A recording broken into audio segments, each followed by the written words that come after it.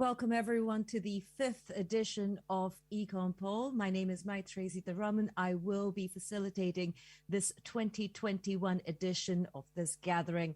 We're all meeting virtually, but in a fast-changing world, perhaps adapting to changing new normals is what is normal now.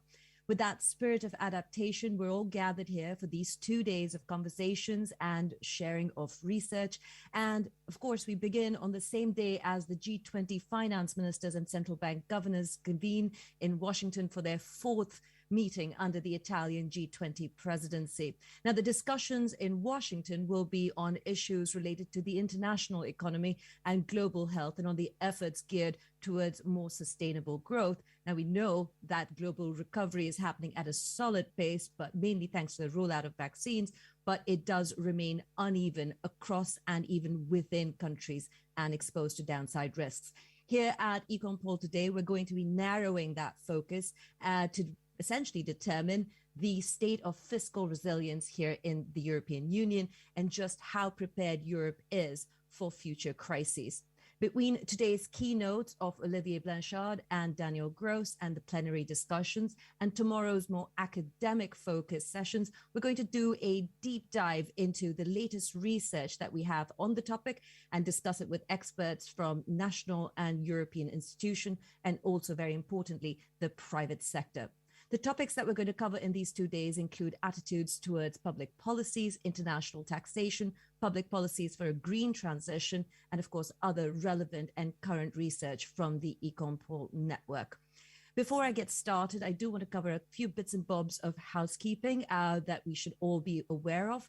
The live stream of the program can be found on www.econpol.eu/2021 #live. These are all on the record sessions, so please remember that as you share your thoughts and your questions. And of course, the speakers are well aware this is all on the record. At the same time, I'll welcome some of the members of the press who are joining us today. Please do participate in the Q&A sessions. Your questions are as welcome as our academic circles. If you are on social media, do share your thoughts, ideas on what you hear in the next 2 days. The hashtag to use is EconPol 2021. And of course, you can always at EconPol Europe as well. Please do keep sending in your questions throughout the discussions. We're going to try and get to them quite early on in all the conversations that we have, with the exception of the keynotes, where the Q&A sessions will be right towards the end of the keynotes. And if time permitting, we will put as many of those questions to our panelists and our sessions as possible. When you do that, please do ensure that you include your name, your organization, and whom, most importantly, you're putting your question to. So I'm going to dive straight in. It's my absolute pleasure to invite Clemens Fuest, the president of the IFO Institute, to give us our welcome. Thank you very much, Maithreyi. It's a pleasure really to welcome you all very warmly from my side as well. Now, I would like to say a few words about the guiding idea of this conference and the objective. But before doing that, let me briefly explain what EconPol Europe is and why it exists. EconPol Europe is a network of 14 research institutes in economics from 12 countries in Europe, mostly but not exclusively EU countries.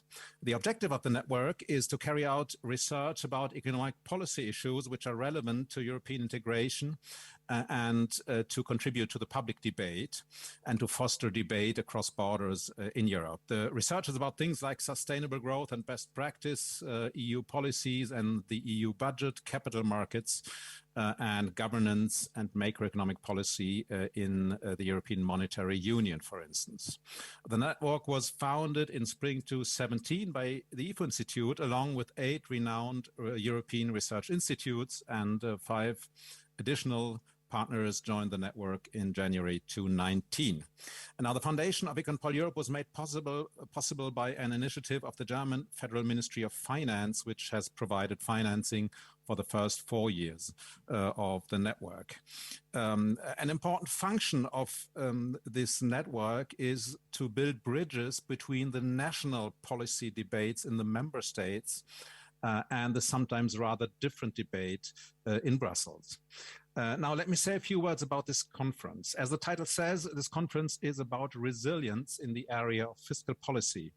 Now, there was a time when economic policy debates focused on other keywords like competitiveness or in the area of public finance on sustainability.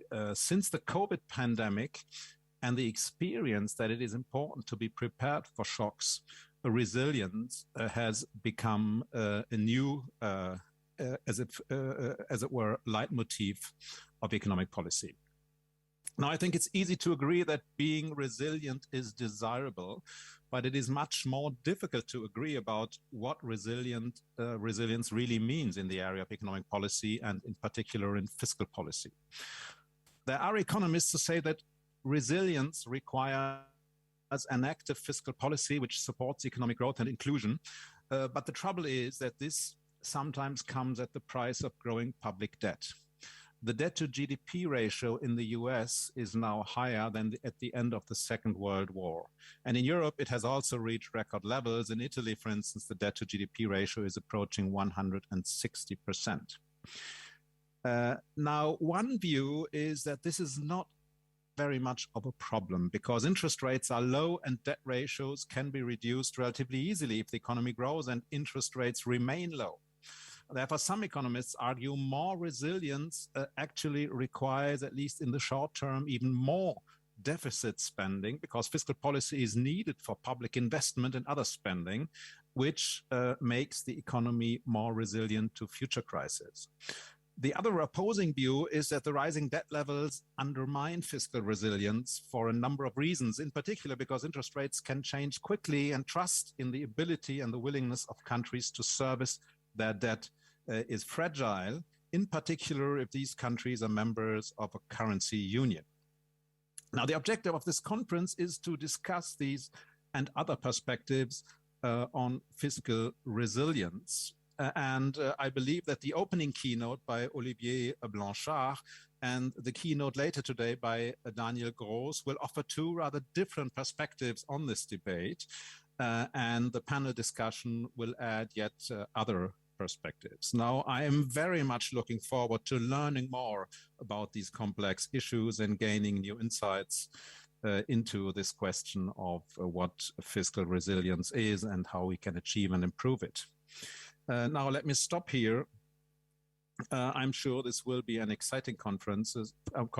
I wish all of you a very nice day, and over to you, Maithreyi. Thank you.